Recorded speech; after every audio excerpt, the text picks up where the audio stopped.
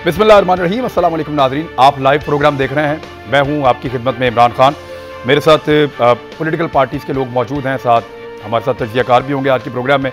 मैं अभी तारुफ कराता हूं, लेकिन सिचुएशन जो है वो ये है कि हमें ऐसा लगता है कि इनकलाब आने वाला है, अपोजिशन इनकलाब लाने वाली है, लेकिन फिर हम देखते हैं कि वो इनकलाब कहीं गायब हो जाता है और अपोजिशन को जो कहा जाता है वो अच्छे बच्चों की तरह कर देते हैं।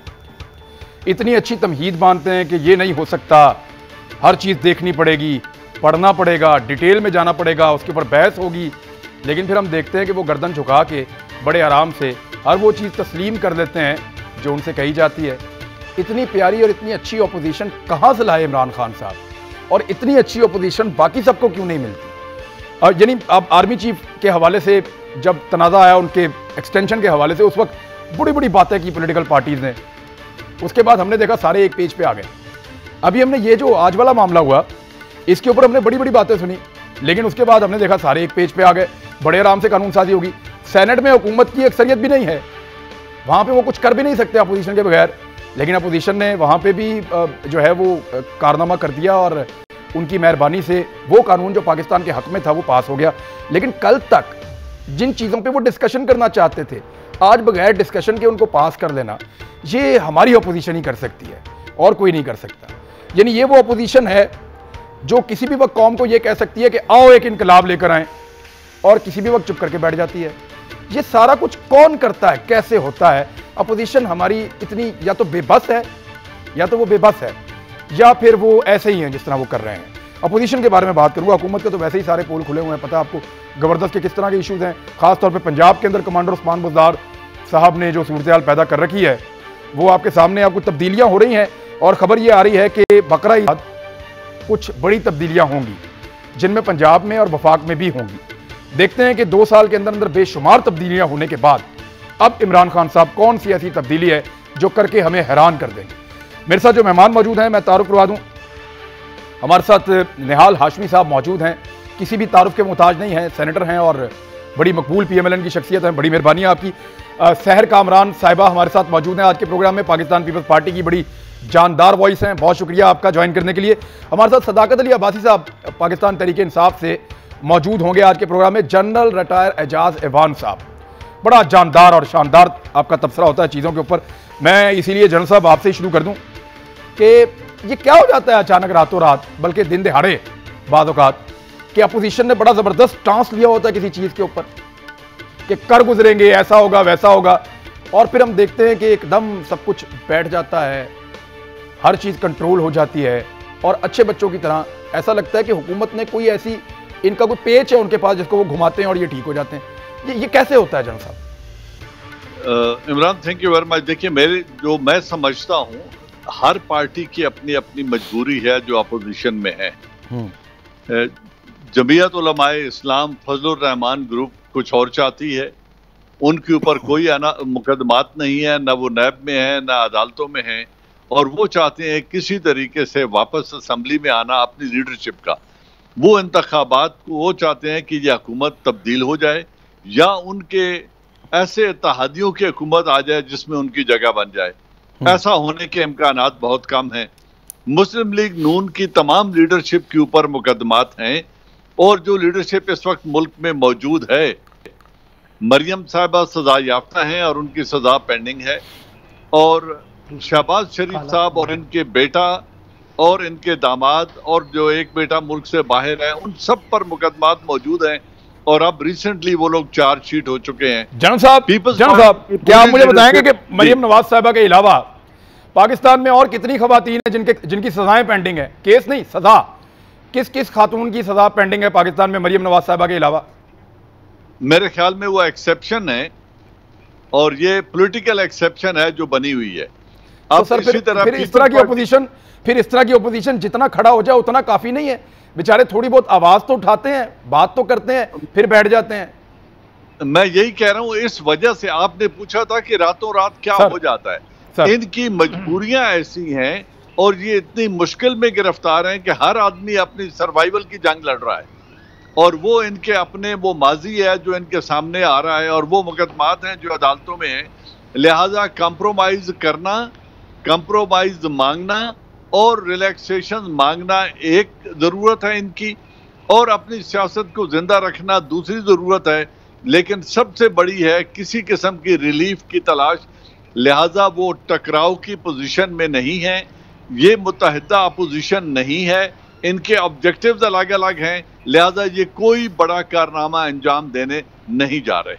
ठीक है, निहाल हाशमी साहब, पीएमएलएन के लोगों ने हमेशा नवाज शरीफ साहब को मशवरा दिया और पीएमएलएन की क़यादत जो मौजूद है उनको भी, कि पीपल्स पार्टी पे यकीन नहीं करना, इन्होंने बलूचिस्तान में हमारी पीठ में छुरा घोंपा था, ये बड़े खतरनाक लोग हैं, ये पीपल्स पार्टी वाले जो है ये पहले भी फायदा उठा के निकल गए थे, ये दोबारा फायदा उठा लेंगे। इसी तरह जो है पीपल्स पार्टी के लोगों ने बिलावल भुट्टो जरदारी को मशवरा दिया कि जनाब आप मिलकर एहतजाज शुरू करेंगे तो शहबाज शरीफ साहब ने भी डील ले लेनी है मियां नवाज शरीफ साहब की तरह, वो भी निकल लेंगे, तो फिर हम क्या करेंगे, अकेले रह जाएंगे। तो ये जो ट्रस्ट डेफिसिट है, आपको जो करना है अकेले करना है, इकट्ठे होना कितना मुश्किल है इन दो पार्टीज का। बिस्मिल्लाहिर्रहमानिर्रहीम।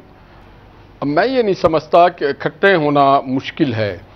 अभी आपने एक बात बड़ी ज़बरदस्त की थी इंट्रो में कि इनकलाब की बात की थी, तो मैं बड़ा खुश था आप इनकलाबी बन गए हैं। दूसरी तरफ मैंने देखा इस मुल्क में इनकलाब आ गया है।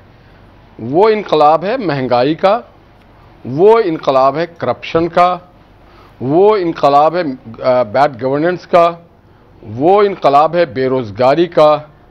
तो हर तरफ मौजूदा हुकूमत के दौर में इनकलाब ही इनकलाब नज़र आ रहा है। अब हमारे और पीपल्स पार्टी के जो आपने बात बताएं, तो देखिए हम दोनों मुख्तलिफ नज़रियात मंशूर के पार्टीज़ हैं, मगर उन सब के बावजूद जब पाकिस्तान की अवाम आईन पाकिस्तान, जमहूरियत और पार्लियामेंट की बात जहाँ भी करेंगे, वो पीपल्स पार्टी करें, कोई और पार्टी करे, तो हमारी पार्टी उसके साथ हमें बस्ता खड़ी रहेगी। इसलिए कि हम चाहते हैं पाकिस्तान आगे जाए, पाकिस्तान में रूल ऑफ लॉ हो, हम चाहते हैं कि पाकिस्तान में जमहूर का बोलबाला हो, हम चाहते हैं कि पाकिस्तान से महंगाई ख़त्म हो, हम चाहते हैं कि पाकिस्तान में अच्छी गवर्नेंस हो। उसके लिए पीपल्स पार्टी से अगर हमें हाथ मिलाना है तो फब्या, और आपको याद होगा कि मोहम्मद नवाज शरीफ साहब और मोहतरमा बेनज़ीर के दरमियान एक चार्टर ऑफ डेमोक्रेसी हुई थी, और वो जो मोहतरमा और मियाँ नवाज शरीफ साहब के दरमियान COD था, उसको अमली जामा वक्तन फ़वक्तन पहुँचाया जाता रहा, और कुछ कुछ उस पर हम आगे भी बढ़े, मसलन 18 अमेंडमेंट है और दीगर चीज़ें। हाँ, अपॉइंटमेंट ऑफ कुछ चीज़ों की बात थी, मगर आपको पता है जो पसे पर्दा मौसीकी देते हैं वो फिर कहीं ना कहीं कुछ ना कुछ इस तरह सा काम कर जाते हैं। बस यही चीज़ पसे पर्दा कुव्वतें क्या इतनी ताकतवर हैं कि आपके सोचने का अंदाज यकसर बदल जाता है? देखिए, उनके ताकतवर होने वाली बात नहीं है, हमें तो महसूस ये होता है कि पाकिस्तान को कमज़ोर ना हो, उनकी ताकत से पाकिस्तान कमज़ोर ना हो, उनकी ताकत से मईशत कमज़ोर ना हो, अवाम पे बोझ ना पड़े, जमहूरियत पे बोझ ना पड़े, आइन और कानून को समझ नहीं आ रही। सर देखिए, मेरी बात सुने, आपका एक मौक़िफ़ था कि इस मैं किसी भी इशू को आप ले लें, एक मौक़िफ़ के ऊपर आपकी एक राय होती है और आप कहते हैं हमारी पॉलिटिकल राय है कि अगर ये चीज़ हुई या हुकूमत ने इस पर कानून साजी की तो हम इस पर तहफ़्फ़ुज़ात रखते हैं। आपके तहफ़्फ़ुज़ात कैसे दूर हो जाते हैं सर? एकदम तहफ़्फ़ुज़ात आप पाकिस्तान नहीं, हमारे तहफ़्फ़ुज़ात हमारे तहफ़्फ़ुज़ात देखिए, हमारे तहफ़्फ़ुज़ात ज़रूर है कि अगर FATF पाकिस्तान पे अप्लाई हो जाए तो पाकिस्तान की मईशत, पाकिस्तान की सालमियत, पाकिस्तान की जमहूरियत ख़तरे में पड़ जाएगी। नवाज शरीफ साहब जो सियासत करते हैं वो आवाम के लिए, पाकिस्तान के लिए करते हैं, अपनी ज़ात के लिए, अपनी खुदगर्जी के लिए नहीं करते। तो इसलिए अगर हमने कहीं पर कोई कंप्रोमाइज़ किया है, हमें मालूम है कि ये गलत चीज़ है, मगर वो for the larger interest of Pakistan हमें हमारी मजबूरी। और देखें, जो बुनियाद इस हुकूमत के डाली गई है वो 2 नंबरी के साथ डाली गई है। हमारे वोट को चोरी किया गया, हमें पता है कि इसके अज़ाम के, हमें पता है कि इसका फॉरेन इन्वेस्ट क्या इफेक्ट है, हमें पता है कि IMF ने अपने नुमाइंदे भेजे हुए, हमें पता है कि ऐसा आदमी नेशनल सिक्योरिटी एडवाइजर है जो अमेरिका का वफादार है, हमें पता है बहुत सारी चीज, मगर हम अपने मुल्क को और अपनी आवाम को तनहा तो नहीं छोड़ सकते हैं। तो ये हमारी मजबूरी है, हमारी मजबूरी को आप जो भी शक्ल तो दे आप दें, उन तमाम लोगों से जो IMF के भेजे हुए हैं, उन तमाम लोगों के जो मुसल्लत किए हुए हैं बैरूनी कुव्वतों के, उन तमाम लोगों को अपनी मुकम्मल सपोर्ट इंतहानी करवाते हैं हर थोड़े दिन के बाद, और ये आपकी आवाम के साथ लॉयल्टी है। उनको हम नहीं कराते। देखिए, हम पार्लियामान को कराते हैं, हम जमहूर को कराते हैं, हम आइन को कराते हैं, उनके साथ हम आज भी आपके सामने ये बात कर रहे हैं कि वो नहीं कराते हैं। निहाल भाई, इसमें जरा हुकूमत का मौक़िफ़ लें, मैं जरा एक मिनट हुकूमत का मौक़िफ़ ले लूं, मैं सैम साहब के बाद में जाता हूं। सदाकत अब्बासी साहब, आपकी पार्टी ने जो पहले बताया वो ये बताया कि जनाब मामला ये था कि हम बात करना चाहते फैटअप पे, और इन्होंने कहा जी पैकेज पूरा लेकर आए और हम नैब के बगैर आगे चलने को तैयार नहीं है। और जब फिर बाद में मीडिया में और दूसरी तीसरी जगह के ऊपर शोर मचा तो ये सिनेरियो सामने आया। कैसे मान जाते हैं ऐसा रातों रात? क्या गिद्दर सिंह ही क्या करते क्या आप? इमरान खान साहब बहुत शुक्रिया। पहले तो मैं आपके इस टीवी की चैनल के इस प्रोग्राम के तवज्जुह से अपोजिशन का शुक्रिया अदा करता हूँ कि भले इन्होंने ब्लैकमेल किया लेकिन आखिर में कौमी जो अहमियत के मसले पे इन्होंने सही फैसला किया और इनके फैसले की वजह से आज जो वो हमारा कानून पास हो गया तो पाकिस्तान खुदा न खास्ता जो इनके दौर में ग्रे लिस्ट में गया था वो ब्लैक लिस्ट होने से बचेगा और उम्मीद है कि इंशाअल्लाह उस ग्रे लिस्ट से निकल आएगा। दूसरी बात ये कि इन्होंने क्या किया, इन्होंने कुछ भी नहीं किया, अपने आप को बहुत बुरी तरह एक्सपोज किया। आपको याद है आप मुझे अपने शो में कहा करते थे कि सदाकत साहब आप बताएं ये एनआरओ मांगते हैं इसका क्या मतलब है, ये एनआरओ आप कैसे दे सकते हैं, आप कैसे इनको केसेस माफ कर सकते हैं। वो 34 जो इन्होंने पंक्चर लगाए उस नैब के कानून में वो हमें ब्लैकमेल करने के लिए कल ये पूरी उन्होंने कोशिश की कि जिससे मियाँ साहब के केसेस, एवनफील्ड के केसेस, एवनफील्ड की प्रॉपर्टी, सरे महल, जरदारी साहब के केसेस, मनी लॉन्ड्रिंग के सारे मामला डाले और कौमी मफाद जी नाअहली का खात्मा, 1 अरब रुपए की करप्शन से नीचे नीचे जो 99 करोड़ की करप्शन है उसको छोटे मोटे अदालतों छोटे मोटे कानून के तहत डील करना और जो इनके सजा याफ्ता मुल्जमान हैं उनको इलेक्शन लड़ने की इजाज़त देना तक इन्होंने पूरी कोशिश की कि हम कौमी इशू पे इस पार्टी को ब्लैकमेल करेंगे। लेकिन हमें भी इनकी वो सारी भाग दौड़ का पता है। वो मैं जानना चाहता हूं ना कि उन्होंने तो कोशिश की, फिर आपने क्या किया? आपने ऐसा क्या किया कि वो आपकी बात मान गए? ये बताएं जो असल बात है। देखें हमने ये किया, हमने कौम के सामने वो 34 पॉइंट रख दिए कि ये चाहते हैं, ये एनआरओ है। जाहिर है रात को ये सोए तो ये नहीं मान रहे थे, सुबह उठे हैं तो ये मान गए। मुझे लगता है रात को इनको ख्याल आ गया, एहसास हो गया कि जो सियासत है हमारी बड़ी गलत तरफ जा रही है। तो अब बाकी तो ये खुद तो ये जो सैर कामरान रात ये नहीं मान रहे थे, सैर कामरान रात मुबारक गुजरी और सुबह सवेरे ये ठीक ठाक थे। हर कानून से पहले, हर कानून साजी से पहले ऐसी मुबारक रात एक आती है।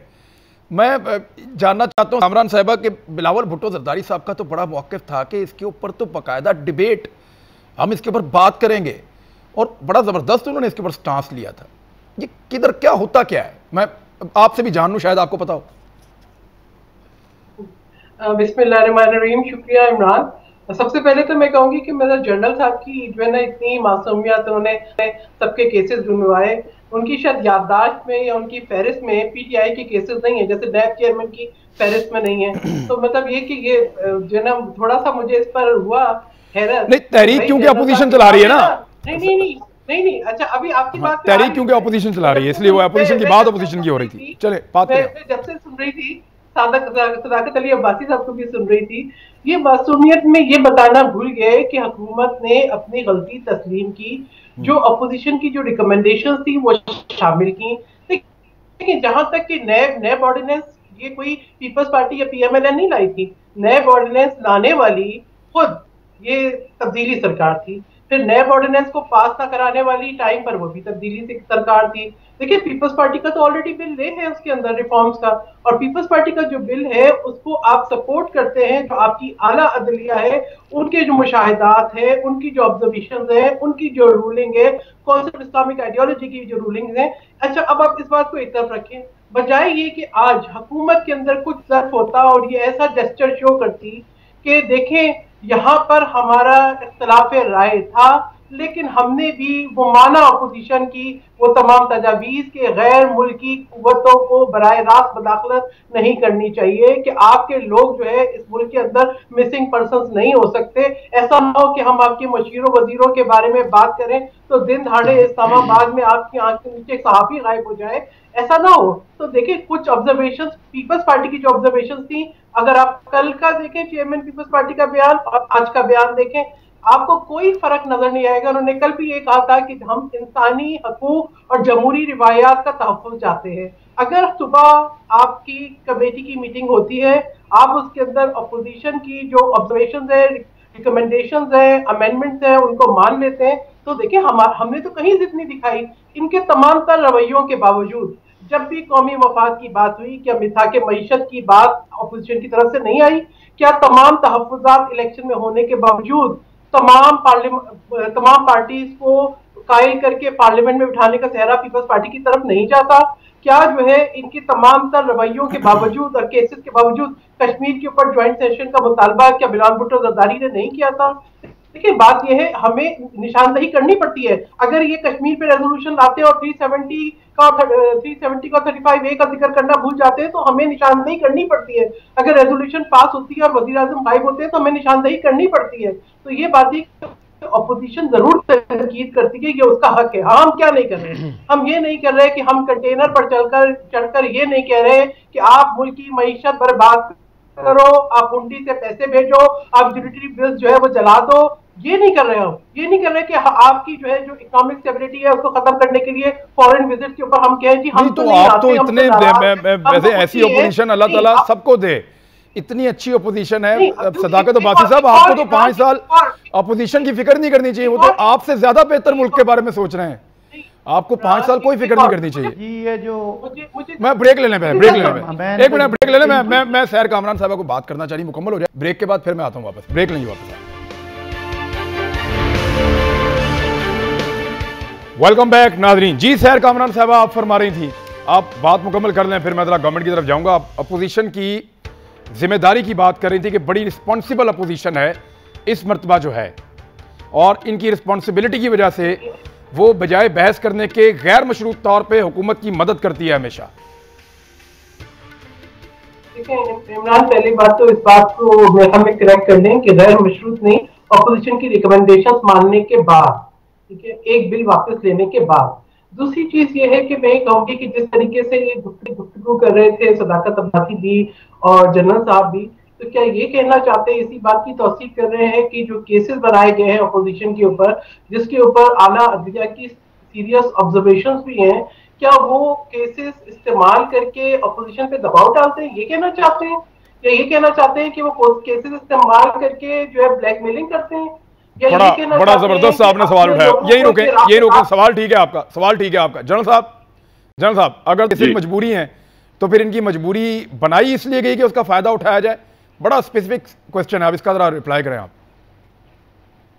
मेरी समझ के मुताबिक अपोजिशन रिलीफ लेने के लिए अपने इन मुकदमात को यहाँ से रिलीफ लेने के लिए वो समझते थे कि हुकूमत की मजबूरी है और हमने FATF बिल में और इनमें सपोर्ट नहीं करेंगे तो शायद वो हमारी शराइत मान जाएंगे। लेकिन 2 वजूहात हैं इस बिल के पास होने की। मेरी समझ में जो बात आती है, FATF और NAB को लिंक करना किसी भी तरफ से हो, हुकूमत या अपोजिशन की तरफ से, ये इमेच्योरिटी थी।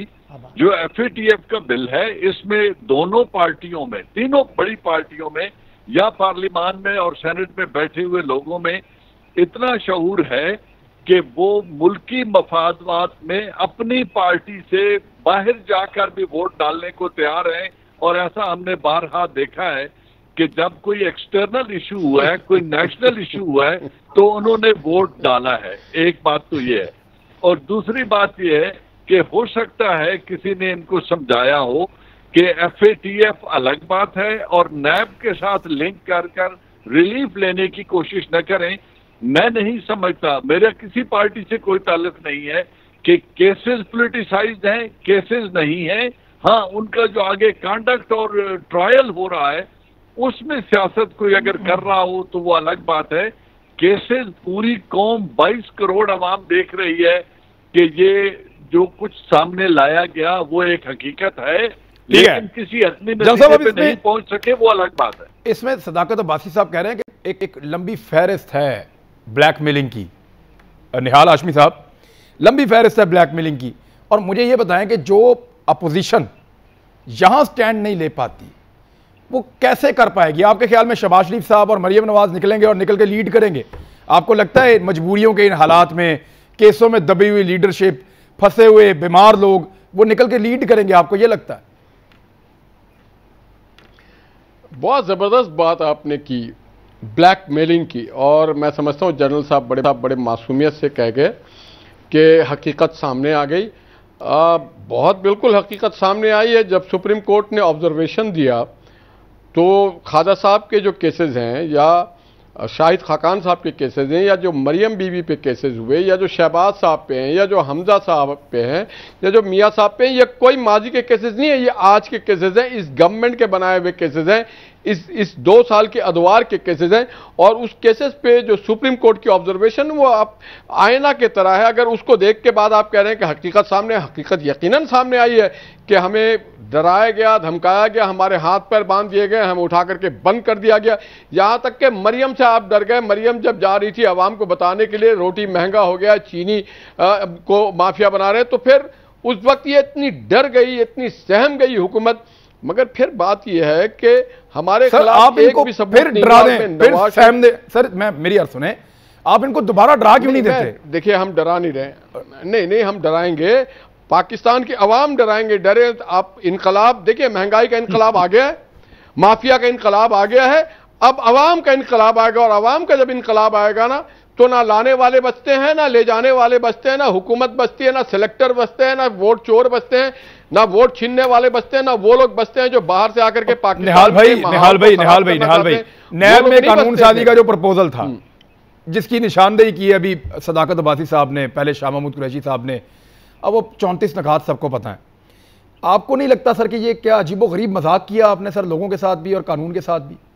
यानी ये कम से कम ये शरायत तो नहीं बनती। पाकिस्तान में देखिए इमरान, पाकिस्तान में 2 कवानीन है, एंटी करप्शन लॉ है। एंटी करप्शन के माने ही है कि आप जो करप्शन हो उसके खिलाफ जाएं, प्रोविंशियल कोर्ट्स भी हैं, एंटी करप्शन का डीजी कौन लगाता है सर? एंटी करप्शन का डीजी कौन लगाता है? देखिए सर मेरी यार सुने ना, एंटी करप्शन का डीजी कौन लगाता है सर? ये एक आमिर का लाया हुआ नैब था, जिसमें उसने 2 पार्टियों को तोड़ा था। मोहम्मद नवाज शरीफ की पार्टी को तोड़ करके मुस्लिम लीग काफ बनाई गई और सर वो तो आपके पास 10 साल थे ना, आप खत्म कर देते। आपके पास 2 तिहाई अक्सरियत थी कानून है सर, आपके पास 10 साल थे, 2 तिहाई अक्सरियत थी, आप इसको खत्म करते आमिर के कानून को, आपने इसको बचाया। आपने कंटेनर पे लाके बैठाए हुए थे, जो जब हमें हुकूमत मिली तो कंटेनर वाले आके बैठ गए थे, जो चाइनीज प्रेसिडेंट को नहीं आने दे रहे थे, जो लोग वो पाकिस्तान के मईशत को रोक रहे थे, जो पाकिस्तान के सड़कों को और मेट्रो को और पुल को और ऑरेंज स्टेट को। निहाल भाई, आपने 18वीं तरमीम पास करवाई या नहीं करवाई? 19वीं तरमीम करवाई या नहीं करवाई? आपने कितनी आईनी अमेंडमेंट्स की हैं? ये जो आप नैब पे काम नहीं किया आपने। हम नहीं चाहते कि नहीं, देखिए आप एक बात बताएं, एफबीआर का कानून बना हुआ है कि 5 साल से पुराने, आप मियां नवाज शरीफ के वालिद मोहतरम के वक्त के 1930 कर देते ना, निहाल भाई खत्म कर देते, 1960 के केसेस को लेके आएंगे। मैं ये पूछता हूं, चेयरमैन नैब बता, एक मिनट, चेयरमैन नैब बता सकते हैं कि उन्होंने 5 साल पहले कहां से कितना पैसा खर्च किया था? कोई रसीदें हैं उनके पास? इमरान खान साहब के पास कोई रसीदें हैं? मैं कह रहा हूं आपके पास, आपकी जो घर है मॉडल टाउन में, जो आपके वालिदैन ने बनाया था, उसकी रसीदें आपके पास नहीं है। मॉडल टाउन में घर ही नहीं है, और मेरे पास जो कुछ है और जो कुछ है उसकी सारी रसीदें। नवाज शरीफ और मेरी अर्ज सुने सर भाईजान, ये नवाज शरीफ और पाकिस्तान से खत्म करना था। आज देखिए चाइना से हमारे रिश्ते खराब करवाने थे, पाकिस्तान के। जी बोले। आपके पास मौका था, आपने नैब को क्यों खत्म नहीं किया? देखिए हमने नैब को नहीं खत्म किया ना, अगर हमने नहीं किया, हमारे साथ जो मजबूरियां थी, आपने देखा नहीं हमारे दौर में तो कभी डॉन का स्कैंडल आ जाता था, कभी कोई स्कैंडल आ जाता था, कभी कुछ हो जाता था, कभी कुछ हो जाता था। हमने निशानदेही की थी, बहुत नवाज शरीफ साहब ने बताया था कि ये आपने निहाल भाई एक सेकंड, देखिए आपने 5 साल इक़्तिदार, आपने 5 साल इक़्तिदार किया, चंद महीने के लिए आई, बाद में मियां नवाज शरीफ साहब का केस आया, उससे पहले इमरान खान साहब चंद महीने के लिए बैठे जाके वहां पे धरना देने के लिए। आपके 3 साढ़े 3 साल बड़े पुरअमन, बड़े अच्छे गुजरे। आपने कानून साजियां की हैं, आपने इस मुल्क के अंदर नेशनल एक्शन प्लान जैसी चीज लेकर आए हैं, आपने बड़ा शानदार काम किया। ये नैब आप लोगों ने जानबूझकर खत्म नहीं किया।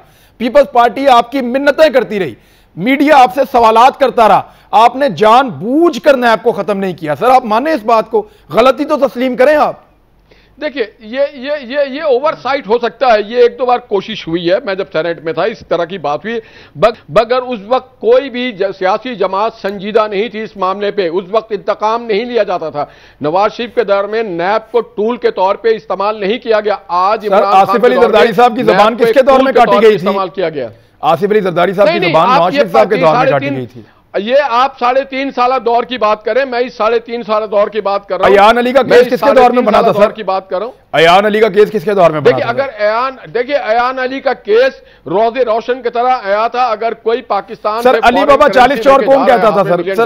सर देखें, आपका भी अपना एक सियासी नारे और होते हैं, हकीकत और होती है। हमने 3.5 साल मेरी एक और बिजली लाया, anti corruption sir, anti corruption के अंदर अगर किसी बंदे ने डीजी लगना है तो वो वजीर आला पंजाब या वजीर आला सिंध की मर्जी से लगना है। आपको क्या लगता है कि एंटी करप्शन का वो डीजी जो किसी सेक्रेटरी को बुला के उससे सवाल नहीं कर सकता, वो एहतसाब करेगा? सर आपने हमेशा खुद कहा है कि एक इंडिपेंडेंट इदारा होना चाहिए, सूबाई महकमे या वफाकी महकमे एहतसाब नहीं कर सकते। देखिए ये जितना इंडिपेंडेंट नैब है, अल्लाह ना करे किसी मुल्क में या तो नैब रहेगा या पाकिस्तान में तरक्की रहेगी, या नैब रहेगा या पाकिस्तान में बिजनेस रहेगा, या नैब रहेगा या पाकिस्तान में खौफ रहेगी, या नैब रहेगा या पाकिस्तान में। सर कामरान साहब, आपको भी लगता है कि ये सूबाई और वफाकी इदारे पाकिस्तान दुश्मनी पे मुनसर है? पाकिस्तान दुश्मन इदारा है नैब, आइन से मुतसादिम इदारा है नैब, पार्लियामेंट का दुश्मन है नैब, शराफत का दुश्मन है नैब, बयानत का दुश्मन है नैब। 5 साल सैर कामरान साहब आपकी पार्टी मिन्नतें करती रही नैब। 5 साल सैर कामरान साहब पार्टी ने नून लीग की मिन्नतें की कि इस इदारे को खत्म करके कानून बनाते हैं कोई सही वाला। नून लीग ने आपकी बात नहीं मानी। फिर आप लोगों ने 5 साल उनकी दोबारा मिन्नतें की कि आपके पास 2/3 अक्सरियत है, हम आपकी मदद करते हैं। फिर उन्होंने आपकी बात नहीं मानी। तो जब आप दोनों जो एक पेज पे हैं, उन्होंने एक दूसरे की बात नहीं मानी, तो आपको लगता है कि आप दोनों के कहने के ऊपर एक आदमी जो आपके साथ किसी पेज पे ही नहीं है वो आपकी बात मान लेगा? देखिए इमरान, हमें पता है कि हमारी बात नहीं मानेंगे। नैब ऑर्डिनेंस पाकिस्तान पीपल्स पार्टी नहीं लाई। नैब पे जो पाकिस्तान पीपल्स पार्टी का बिल है वो पहले से मौजूद है। ये ऑर्डिनेंस जो है ये हुकूमत वक्त लाई थी। अभी ये कहेंगे जी मैं तो इस बात की मुंतजर हूँ कि अभी इनके 2 जो है मुशीर जो है वो बरतरफ हुए हैं कि उन्होंने रेजिग्नेशन दिए हैं कि उनके नाम ECL पे जाएंगे या वो भी जहांगीर तरीन की तरह एक दिन उड़नछू हो जाएंगे। क्या तहकीकात होगी कि दवाइयों की कीमतें कैसे बढ़ी, मास्क कैसे चोरी हुए, इंडिया से कैसी दवाइयां आई पाबंदी के बाद? क्या तहकीकात होंगी कि पैरेलल कंपनी कैसे एस्टैब्लिश हुई डिजिटल? ये सारी चीजें तहकीकात होने वाली हैं। ये जितने माफिया सुबह से शाम तक, देखिए आप रोजाना एक अपने अथॉरिटी को अब्यूज करके, अपने रिसोर्सेज को इस्तेमाल करके, एक हिजान खड़ा करके, रोज एक नया इशू खड़ा करके कोई इसी तरीके से आप गुजर जाएंगे। कोई आपसे पूछेगा नहीं कि आपने पाकिस्तानी एयरलाइन सिर्फ तबाह नहीं की, आपने जो पाकिस्तानी एयरलाइन को नुकसान पहुंचाया है उस नुकसान का मुतावजा कौन करेगा? यानी आपने अपनी रिसोर्सेज, अपनी अथॉरिटी, अपने मनसब का गलत इस्तेमाल किया। आपकी तवज्जो सिर्फ जो है विक्टिमाइजेशन की तरफ है। ये अफसोस की बात है कि हमारी, मैं समझती हूँ कि सियासत का अमल, जैसे जमहूरियत का अमल आगे चलेगा वैसे ही जो है मेरे ख्याल में ठीक है। विक्टिमाइजेशन का आप कह रही हैं, मैं इसके ऊपर जवाब ले लेता हूँ। अब सदाकत भाई के आपके लिए बहुत सारे नुकात इकट्ठे हो गए हैं, इनको आपने रिस्पॉन्ड करना है। ब्रेक के बाद कर दीजिएगा, ब्रेक ले वापस आते हैं। Welcome back Nadreen. जी सदाकत भाई साहब, अब आपके ऊपर जो है वो एक भारी जिम्मेदारी आयद कर दी है दोनों अपोजिशन की पार्टियों ने, और वो तो खुद जिम्मेदारी का सबूत दे ही रहे हैं हर जगह पे। लेकिन अब आप लोग प्रोपेगेंडा उनके खिलाफ ये कर रहे हैं हर जगह सोशल मीडिया पे कि ये एक NRO था जो उन्होंने आपसे मांगा। प्रैक्टिकली पहली तो बात इमरान, शुक्रिया आपने मुझे याद किया। मेरा ख्याल था आप मुझे बिठा के भूल ही गए। तो चलें, जहां तक बात यह है कि कल रात तक की ऑपोजिशन की तकरीरें, जी कल रात तक की ऑपोजिशन की तकरीरें सुन लें। ये तो कहते ना हम फैटफ को पास होने देंगे, ना हम कुछ और करने देंगे। कल तो बड़े सख्त बयान थे, लेकिन रात जो गुजरी है उसमें इनको जाहिर है जब कल शाह महमूद कुरैशी साहब ने इनके वो 34 नुकात पेश किए जो शायद सबके लिए बायस शर्मिंदगी थे, जिसकी एक नहीं वो जस्टिफाई कर रहे हैं, वो कह रहे हैं हमने बिल्कुल ठीक कहा है। वो ये कह रहे हैं कि हर शिक जो हमने बयान की है वो कौम के मफाद में की है। देखें ना, कौम के मफाद में ये है कि इन सब की ज्यादा करप्शन 92-90s में हुई है, और ये कहते हैं नैब जो है वो 99 से पहले कुछ ना करे। उसके बाद ये कहते हैं कि 5 साल पुराना केस जो चोरी हो गई है उसको बंद करें, 5 साल पुराना नैब ना जाए, ताकि पीछे जो केसेस हुए हैं वो फारिग हो जाएं। मरियम साहबा को सजा हुई है, उनको असेंबली में लाने के लिए मियाँ साहब को सजा हुई है। कानून में तरमीम करें कि सजा याफ्ता जो है वो बंदा MNA MPA बन सकता है। इसके अलावा इन्होंने कहा कि डेफिनेशन ये करें कि जो असासे जिनको नैब ने पकड़ना है वो सिर्फ पाकिस्तान के अंदर हो। इसका मतलब है ये चाहते हैं कि सरे महल बाहर हो जाए और एवन फील्ड फ्लैट जी, इसके अलावा मनी लॉन्ड्रिंग, जो शहबाज शरीफ साहब अभी जिस केस में फंसे हुए हैं, वो मनी लॉन्ड्रिंग खत्म हो जाए, चौधरी शुगर मिल की जो मनी लॉन्ड्रिंग है वो भी केस खत्म हो जाए, तो बड़ा वाज़ेह कौम को पैगाम है कि तमाम जेलें खोल दें और जो छोटे चोर हैं उनको भी बाहर निकाल दें। क्या फर्क पड़ता है फिर अगर आपने एक नुक्ता जरा सिर्फ देख लें, सिर्फ एक नुक्ता देख लें जरा, मैं वापस आता हूँ आपके पास। निहाल हाशमी साहब, सिर्फ एक नुक्ते पे मैं सिर्फ आपकी वजाहत चाहता हूँ कि बंदा गिरफ्तार चाहिए जब तक कि उसको सजा ना हो जाए। सर, बकरी चोरी करने वाला, आटा चोरी करने वाला, छोटा मोटा 200, 400, 1000 रुपया चोरी करने वाला, वो तो पहले गिरफ्तार होता है, फिर जूते पड़ते हैं, फिर इंक्वायरी होती है, फिर साबित होता है या नहीं होता, सजा होती है या नहीं होती, बात की बात है। लेकिन बहुत बड़ी चोरी करने वाला जो है, जिसके ऊपर करोड़ों रुपए के, अरबों रुपए के इल्जाम हों, उसको पहले आप साबित करें, फिर आप गिरफ्तार करें। सर, क्या इंसाफ आपने दिया है कौम को? कानूनी राय दे दें मुझे। देखिए, आइन के आर्टिकल 25 के तहत हर को इक्वल अपॉर्चुनिटी, इक्वलिटी है। तो अगर नैब का कोई बंदा है, उसको बेल का राइट आपने अगर नहीं दिया, दूसरी तरफ पूरी दुनिया, हमारे पास अंग्रेजों की कानून अब भी चल रही बदकिस्मती से, पूरी दुनिया में, इवन यूके में, अमेरिका में, मर्डर केस में जब तक आपके पास एविडेंस नहीं आता आप उसको चार्ज नहीं करते हैं, आप बेल आउट होता है। और हमारी कानून भी कहता है सर, वो हमारे मुल्कों में इलाज करवाने तो नहीं आते ना सर, मुझे मौका दें। नहीं, मैं मेरी पूरी बात सुनी जा रहा। इंतकाम इमरान खान इंतकाम के चक्कर में है, इंतकाम लेना चाहते हैं। ये हुकूमत इंतकाम, इसका नाम तहरीक इंतकाम है। चलो एक मिनट रुकिए जी, अब्बासी साहब, कितने पैसे रिकवर सर? आपका जवाब आ गया सर। मेरा सवाल सर बड़ा सादा। सर एक मिनट रुकिए यार, एक मिनट, और मेरा सवाल ये था, और मेरा सवाल आपको चाहिए, आप बताइए, अलीमा बाजी के 60 अरब की आप जहांगीर तरीन की एनआरओ दे, आप नदीम रजा की एनआरओ दे, आप आटा की एनआरओ दे, आप चीनी की एनआरओ दे, आप डॉलर के एनआरओ दे, आप बीआरटी का एनआरओ दे, आप एनआरओ दे, आप एनआरओ दे, हम एनआरओ देंगे। आपने 2 साल में इस मुल्क का बेड़ा गर्क करके रख दिया। निहाल साहब, निहाल हो जाए, निहाल हो जाए जी। अब्बासी साहब जवाब दो। ये आपने इमरान इनको पूरा टाइम दिया है, मैं चुप करके बैठा रहूं। अभी सर, वो आप अपोजिशन को टाइम नहीं देंगे तो किसको देंगे सर? आप रोज बोलते हैं, बात करें। चलिए आप ऑन कर दें, आप ऑन कर दें। ओबीएल को शहीद करने वाले, अभी ये केसेस की बात कर रहे थे, इनसे पूछें कि ये डॉक्टर आसिम के केस किसने बनाया था, ये शर्जील मेमन के केस किसने बनाया? बात तो करने देना। शर्जील मेमन के केस किसने बनाया था? आप लेके आए इमरान, ये क्या बात है? इल्जाम था आपने। एक मिनट सारे रुको यार, एक मिनट रुको सर, उधर रुके। सदाकत भाई साहब, क्विकली 10 सेकंड है, क्या कहना? मैं इन्हें कह रहा हूं कि जो डॉक्टर आसिम पे केस है वो नवाज शरीफ साहब के दौर में बना, जो शर्जील मेमन पे केस, बहुत सारे केसेस, ठीक है, जो ये सारे केसेस वाकई उनके दौर में बने थे। लेकिन ये जिस किस्म की तरामीम आई है ना 34, इनको पढ़ के किसी भी कानून के तालिब इल्म को आप दे रहे हैं, वो सर पकड़ के बैठ जाएगा कि ये क्या मजाक किया अपोजिशन ने। इसकी तो गुंजाइश नहीं होती। अब तक के लिए इतनी, अपना ख्याल रखिएगा, अल्लाह हाफ़िज़।